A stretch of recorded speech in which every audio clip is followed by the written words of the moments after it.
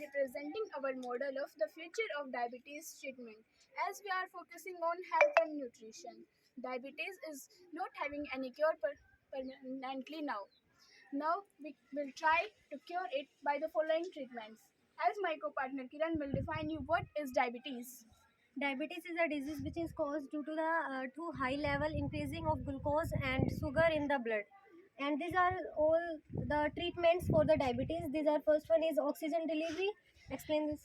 Oxygen delivery. We will increase the supply of oxygen in blood cells. Then the body will make sufficient insulin to prevent diabetes. And the second one is the re-educating the immune system.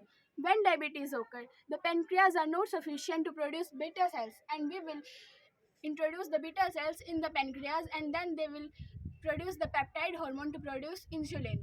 And all these are the preventions that we can try for the I can say the localized drug delivery.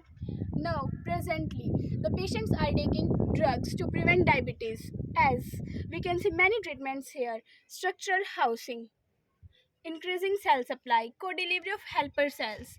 And we know that diabetes are of mainly two types which cannot be cured permanently now. Diabetes type 1, diabetes juvenile, which occurs mainly in children. As the name suggests, juvenile means to say 1 to 15 years of age. This is mainly occur in children, but it can be at any time. And the second one is type 2 diabetes, diabetes mellitus. It is an autoimmune disease as it can occur at any time of age. In this diabetes, the patient need not to take insulin injection permanently, but in diabetes juvenile, the patient need to take insulin for the rest of their life. As we are preparing here the structure of glucose and insulin.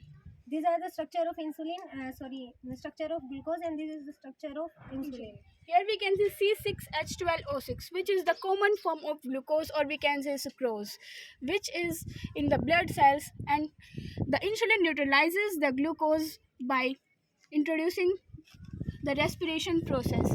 Here we can see in diabetes the sugar level increases in the blood drop like this, that the sugar is combining with the blood and insulin is not sufficient to neutralize it permanently through respiration.